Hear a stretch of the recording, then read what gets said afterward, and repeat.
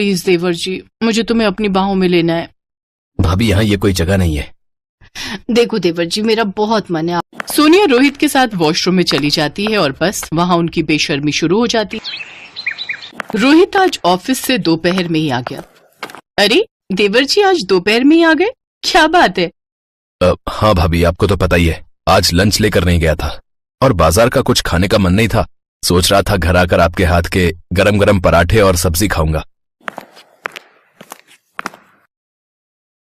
वैसे आज खाने में क्या बना है?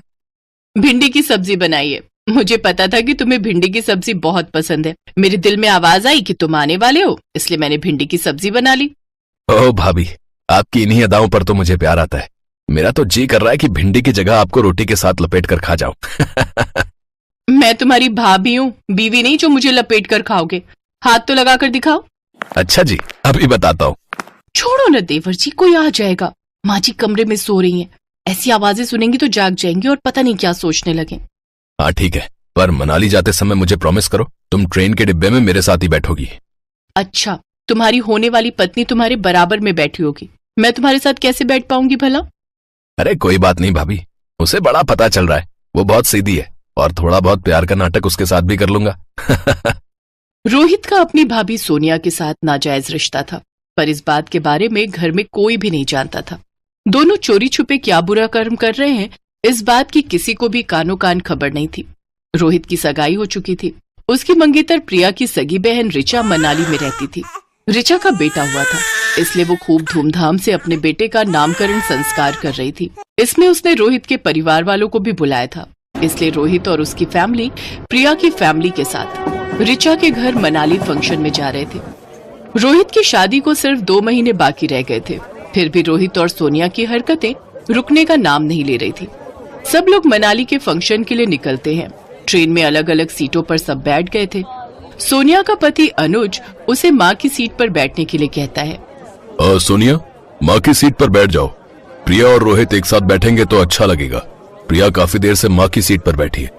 हाँ हाँ, कोई नहीं प्रिया, आ जाओ, तुम रोहित के साथ बैठो, मैं माँ के पास बैठ जाती हूँ। वैसे तुम्हारे मम्मी पापा दूसरे डिब्बे में हैं, कहीं तुम उनके बिना उदास तो नहीं हो रही हो? कहो तो मैं तुम्हें वहां तक छोड़ आती हूँ। नहीं नहीं भाभी, ऐसी कोई बात नहीं है।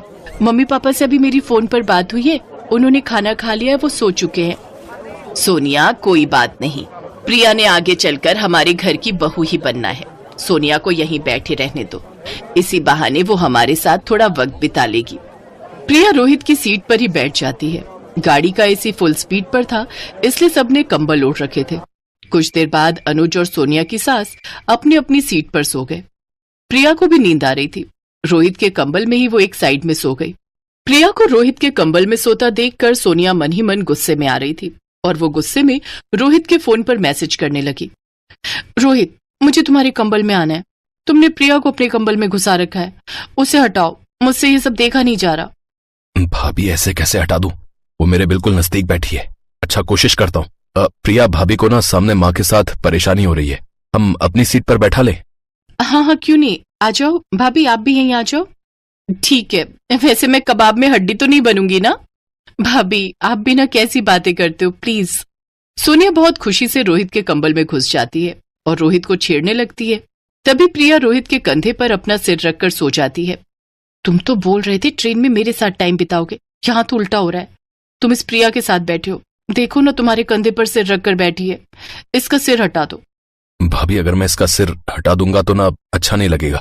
अभी जैसे तैसे प्लीज ऐसी बैठी रहो। मैं ये मौका मिल रहा है ना साथ बैठने का, मैं आपको बैठा रहा हूं ना साथ, वो कम है क्या? ओहो देवर जी, आपकी तो टोनी बदल गई। सही है, मैं आपकी भाभी हूँ, बीवी नहीं। ये बात तो मुझे थोड़ी थोड़ी समझ में आने लगी है। क्या भाभी, आप भी ना छोटी छोटी बातों पर नाराज हो जाती हो। देखो ना, मैंने आपका हाथ पकड़ा हुआ है ना, मैं आपके साथ हूँ। ये देखो, प्रिया तो साइड में है। मैं कैसे मान लूं कि आप मेरे साथ हो? मुझे तो तब यकीन होगा ना जब आप मुझे अपना थोड़ा समय दोगे। प्लीज देवर जी, मुझे तुम्हें अपनी बाहों में लेना है। भाभी, यहाँ ये कोई जगह नहीं है। देखो देवर जी, मेरा बहुत मन है आपको गले लगाने का, मैं नहीं रुक सकती। सोनिया रोहित से चिपकने लगी और कुछ देर बाद जब सब गहरी नींद में सो गए तो रोहित और सोनिया ट्रेन के वॉशरूम में जाने लगे। अचानक प्रिया उठ जाती है। अरे रोहित, भाभी, आप दोनों कहाँ जा रहे हो? वो सोनिया भाभी को वॉशरूम जाना था तो मुझे लगा रात का टाइम है तो अकेला न जाए। हाँ हाँ, कोई बात नहीं, मैं चलूं? नहीं नहीं, तुम आराम से सो जाओ, हम दोनों चले जाएंगे। सोनिया रोहित के साथ वॉशरूम में चली जाती है और बस वहां उनकी बेशर्मी शुरू हो जाती है। कुछ देर बाद वो दोनों वॉशरूम से बाहर आ जाते हैं और आकर सो जाते हैं। अगले दिन सब लोग मनाली पहुंचते हैं। प्रिया की बहन रिचा ने फंक्शन के लिए एक बहुत ही सुंदर जगह ले रखी थी जो ऊंची पहाड़ी पर थी। सब लोग फंक्शन को एंजॉय कर रहे थे कि तभी सोनिया का ध्यान फोटो खिंचवाते हुए हट गया और वो ऊंची पहाड़ी से गिरने लगी और बचाओ बचाओ चिल्लाने लगी। कोई बचाओ, मैं नीचे गिर जाऊंगी, मैंने इस पेड़ को पकड़ा हुआ है, ये पेड़ टूट रहा है। सोनिया की नजरें रोहित को देख रही थी पर रोहित सोनिया के करीब भी नहीं आया। अचानक अनुज सोनिया को अपना हाथ देता है। सोनिया घबराओ नहीं, तुम्हें कुछ नहीं होगा, मैं तुम्हें कुछ नहीं होने दूंगा। मेरा हाथ पकड़ लो सोनिया, मुझ पर विश्वास रखो, मैं हूं ना, मैं तुम्हें कुछ नहीं होने दूंगा, प्लीज मेरा हाथ पकड़ो। सोनिया की आंखों में आंसू थे। उस समय वो अनुज की आंखों में अपने लिए सच्चा प्यार देख रही थी जो रोहित की आंखों में नहीं था। सोनिया को समझ आ जाता है कि रोहित और उसके बीच जो भी रिश्ता था वो सिर्फ एक सम्मोहन था और कुछ नहीं। सच्चा प्यार तो अनुज करता था जिसने अपनी जान पर खेलकर सोनिया को बचाया। जैसे ही सोनिया ऊपर आई वो झट से अनुज के गले लग गई और बहुत धीमी आवाज में उसने अनुज को सॉरी बोला। सॉरी अनुज, मुझे माफ कर दो, मैं तुम्हारे प्यार को कभी नहीं समझ सकी। तुम मुझे कितना प्यार करते हो ये मुझे आज पता चला। अरे क्या हुआ सोनिया, तुम ठीक हो? घबराओ नहीं, और मुझे सॉरी क्यों बोल रही हो? मैं जानता हूँ तुम मुझे बहुत प्यार करती हो, मेरे से भी ज्यादा। कोई नहीं समझ पाता कि सोनिया उस समय क्या कहना चाहती थी और उस दिन सोनिया और रोहित के नाजायज रिश्ते का सोनिया खुद अंत कर देती है और अपने आप को बदल देती है। वक्त रहते सब कुछ ठीक हो जाता है।